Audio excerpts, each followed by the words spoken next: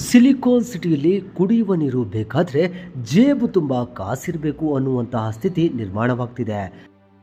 ಬೇಸಿಗೆ ಸಮೀಪಿಸುತ್ತಿದ್ದು ಕಾವೇರಿ ಬರಿದಾಗುತ್ತಿದೆ. ಇದರಿಂದ ಬೆಂಗಳೂರಿನಲ್ಲಿ ನೀರಿನ ಅಭಾವ ಸೃಷ್ಟಿಯಾಗುತ್ತಿದೆ. ಹೀಗಾಗಿ ಜನ ಅನಿವಾರ್ಯವಾಗಿ ಖಾಸಗಿ ಟ್ಯಾಂಕರ್ ನೀರಿನ ಮೊರೆ ಹೋಗ್ತಿದ್ದಾರೆ. ಬೇಸಿಗೆಗೂ ಮುನ್ನವೇ ಬೆಂಗಳೂರಿನಲ್ಲಿ ನೀರಿಗೆ ಹಾಹಾಕಾರ ಶುರುವಾದ ಬೆನ್ನಲ್ಲೇ ಟ್ಯಾಂಕರ್ ನೀರಿಗೆ ಬೇಡಿಕೆ ಹೆಚ್ಚಾಗಿದೆ. ಎಷ್ಟರ ಮಟ್ಟಿಗೆ ಅಂದರೆ 2-3 ಪಟ್ಟು ಹೆಚ್ಚು ದರ ಕೇಳಿದರೂ ನೀರನ್ನು ಖರೀದಿಸಬೇಕಾಗಿದೆ. ಪ್ರಶ್ನೆ ಮಾಡಿದರೆ ಬೇಕಾದರೆ ತಗೊಳ್ಳಿ, ಇಲ್ಲವಾದರೆ ಬಿಡಿ ಅಂತ ಮುಖಕ್ಕೆ ಹೊಡೆದಂಗೆ ಹೇಳ್ತಾರೆ.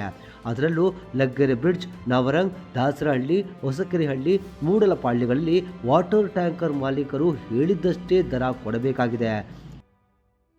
ಲಗ್ಗೆರೆ ಬ್ರಿಡ್ಜ್ ಸಮೀಪದ ಸುತ್ತಮುತ್ತಲಿನ ಪ್ರದೇಶಗಳಲ್ಲಿ ವಾಟರ್ ಟ್ಯಾಂಕ್ ಮಾಲೀಕರು ಪ್ರತಿ 6,000 ಲೀಟರ್ ಟ್ಯಾಂಕರ್ ನೀರಿಗೆ 1,500 ರೂಗೆ ಡಿಮ್ಯಾಂಡ್ ಮಾಡ್ತಿದ್ದಾರೆ.